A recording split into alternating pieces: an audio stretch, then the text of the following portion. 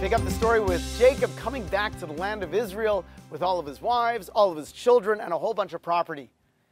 And then he gets wind that his wicked brother Esau is coming to meet him with 400, some people say generals, in order to destroy every last man, woman, and child in his camp. And what is Jacob's response? The Torah says that Jacob became frightened and he was distressed. I ask her a question. Wait a second, Jacob, why are you afraid?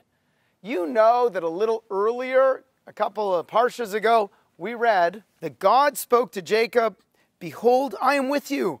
I will guard you wherever you go, and I will return you to this soil.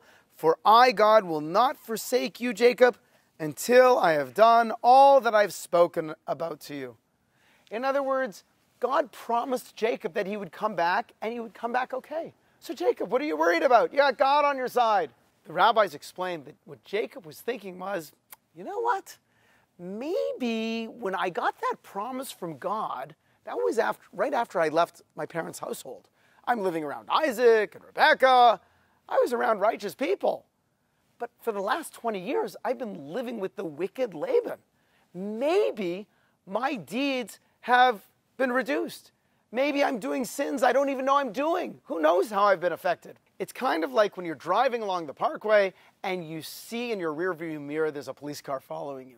You know you're not speeding. You know you're not swerving in and out of lanes. You know you're not talking on the phone or texting. But still you're nervous because you don't exactly know if you are doing something wrong. And you're pretty confident that if he keeps following you, you will do something wrong and then things won't be so good. So there's a few points we can learn from Jacob's reaction.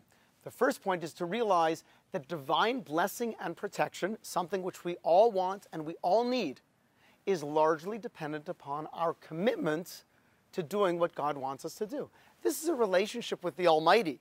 If we are doing things that are pleasing in the eyes of the Almighty, then the Almighty is more apt to do things that are pleasing in our eyes. That's why the Talmud tells us, treat God's will like your will so that he will treat your will like his will. Nullify your will before God's will so that he will nullify the will of others before your will. The Almighty has set up this system where when we are deeply dedicated to doing what God wants, then the Almighty is more likely to do what we want.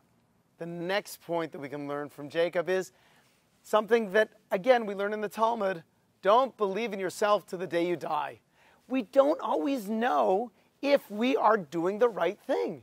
And therefore, we always have to re-examine our lives, our actions, and our motivations. The third point that Jacob did is he responded not by having despair, but by praying for divine mercy. Turning and saying, God, I don't even know if I'm doing anything wrong, but please help me be better. One time there was a lady in our congregation who was suffering with breast cancer. I asked her to text me right before she would go through her chemotherapy treatment, just so that at that moment I could pray for her benefit. So one day I received a text saying she's about to go through her treatment. I picked up the phone and I called her. I said, how are you feeling now? She says, Rabbi, I'm very afraid. I said, what are you afraid of? She said, I'm afraid to die.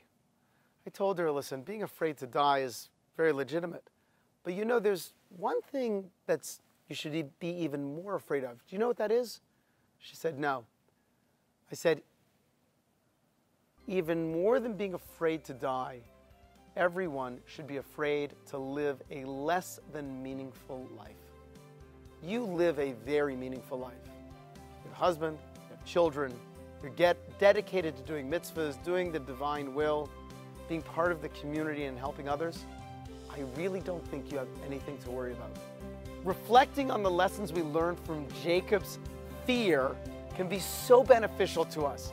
It can inspire us to be more committed to doing what the Almighty wants, to reevaluating our lives, and remind us to pray for help, that the Almighty should help us lead the most meaningful lives. And by doing so, we will merit an amazing amount of divine protection and blessing. I'm Rabbi Wyne of the Young Israel Aish of Las Vegas.